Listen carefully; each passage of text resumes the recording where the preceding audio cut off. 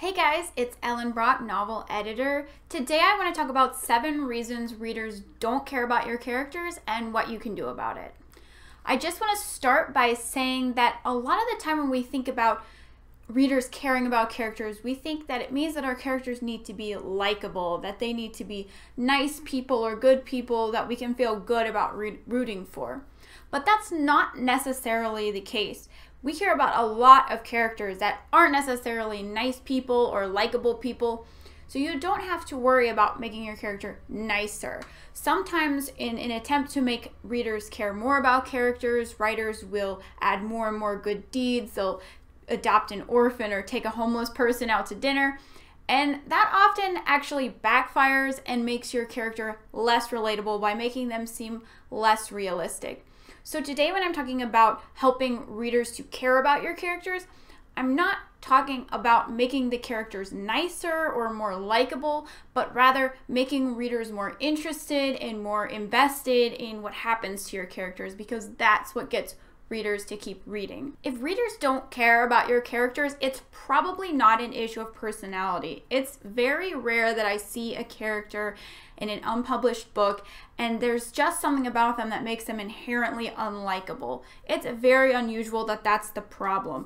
If we can care about Tyler Durden and Deadpool and Dexter and House, we can care about your character, I guarantee it. One more disclaimer before I get into the tips. You're never going to please everybody with your character. There are always going to be people who don't like your characters, and that is okay. Do not worry about it. Even though a lot of people might not like your character for one reason or another, it's not something to worry about. There are people who hate Harry Potter, who hate Samwise Gamgee, who hate Winnie the Pooh. There's somebody who hates every character. Don't let 1 or 2 opinions about your character make you feel like you need to change something. You're not going to please everybody.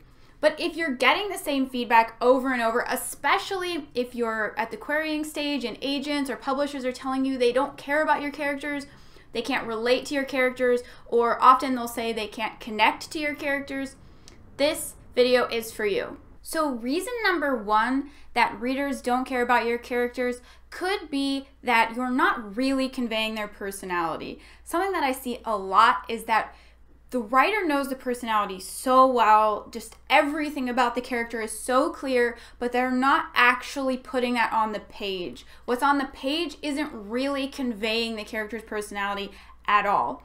So one thing that can help a lot is distance, and I know that can be really difficult, especially because writers tend to reread especially the first chapter or 2 so many times that you might have completely memorized it. So getting that distance can be really hard. So another trick that can help is to have somebody else read your first chapter and ask them, what do you think the personality of this character is? Who do they seem like to you? What are their personality traits? And just see what happens. This can be really eye-opening. A lot of the time, writers think that they're really clearly conveying elements of the personality, but it is just not coming across on the page at all, or it's coming across completely differently. For example, one time I worked with a writer and they thought that they were conveying guilt, that this character was guilty, but really the character was coming across as sort of aloof and uncaring. And it was because they were trying to show this information in a way that just was not coming across to the reader at all. So you might find that part of the reason readers aren't caring about your character is because their personality is not coming across in the first chapter. Reason number 2 is that you're telling the reader what the character is like, but you're not showing it. Actions speak a lot louder than words when you're trying to convey character personality. So if you tell the reader that your character is witty, but you're not showing that character give witty comebacks or say funny things to other characters, you're not really conveying their personality very well. And also, it tends to seem a little arrogant and kind of a little almost controlling of the reader if you tell personality traits, especially positive personality traits. So if I say Susie was such a sweet, nice girl, it kind of makes Susie seem annoying and arrogant, even if you're saying it in third person and it's not really Susie saying it at all. So it's generally better to set a scene so that you can show the reader that Susie is a nice person. So maybe Susie stands up for a classmate that's embarrassed. That has a lot more power than telling about the personality traits. So make sure that you're showing your character do things that are iconic of their personality. And as a little secondary tip, make sure that you're not showing personality traits that are not indicative of who your character is, because you can confuse the reader, and we tend to latch on to our first impressions of characters.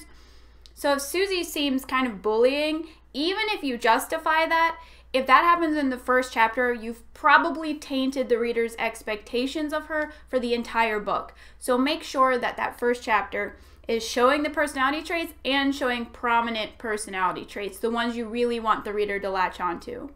The third reason readers might not connect to your character is that you're showing their most negative traits, but you're not explaining why they have those traits. Now, I don't mean that you should go into your entire character's backstory, because that is not a good idea, especially early on in the book. But you do want to give some kind of indication of why a character might be acting in a particular way. And this can be just one sentence, a sort of subtle hint at what's going on. For example, maybe you have a character who uses women, and it can be very unappealing to read about. If you give some indication of the motivation, maybe indicating that he's trying to suppress a memory that he doesn't want to come to the surface, or maybe he's very insecure and he's trying to cover up that insecurity, just a little bit of a hint of why they have the negative trait can help the reader to relate to them and not to see them as negative. And it can make them more interesting to read about, because then you want to learn more details and more depth about why this character has come to be this way. Reason number 4 that readers might not connect to your characters is that you're not indicating what the character wants. It's really hard to connect with a character who seems content and happy with life. If they're just sailing through their life and everything is great, the reader really doesn't have much incentive to care about them, because they seem like they're doing just fine. So make sure that you're showing what your character wants. What do they want? What do they long for? What do they want to be different about their life? Because that's what will get the reader interested. You can have the coolest personality for your character and a killer plot, but if the character doesn't want anything, readers are not going to care.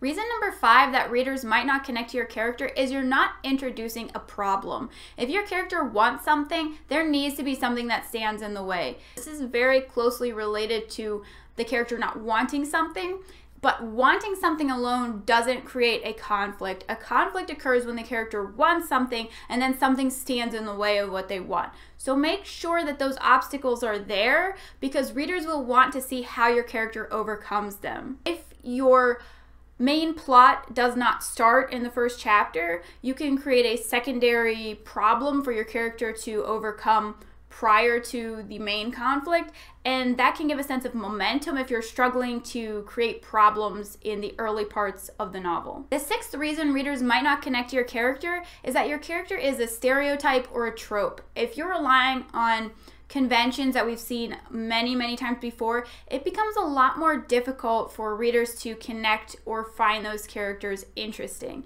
That doesn't mean that it's impossible. The key is just to combine traits in unexpected or different ways, and to not put typical characters into typical scenarios. For example, an awkward new girl at school is a little bit harder to connect to, because we've seen that a lot of times. A magical orphan, we've seen that a lot of times. It can be a little bit trickier to get readers to connect, especially if you're not showing other unique elements of your plot early on. The 7th reason that readers might not connect to your character is you're not putting the reader in the character's shoes. This can be a very easy thing to overlook, but sensory information is really important. We want to feel like we're right there next to the character, and that can be very difficult to experience if the character's senses are described in a very bland or distant way, or if they're not described at all. So things like the feel of their clothes, or sweat on their hands, or flipping their hair, or butterflies in their stomach, those things help the reader to feel connected and as if they're in the character's body, and they can kind of experience things as the character experiences it. Sensory information is really important in that, and a lot of the time it's just so easy to overlook. So I really hope these 7 tips helped you, and that you have a better understanding of why readers might not be connecting to your characters. Tomorrow I am going to be back with another video about antagonists and how to write really scary and really exciting antagonists. This video has been part of my novel bootcamp series. I will be posting a video 3 to 4 days per week throughout August. I'll also be hosting free workshops on my blog. If you're interested, you can go over to my blog and check it out. I'll put a link in the description. Happy writing, guys!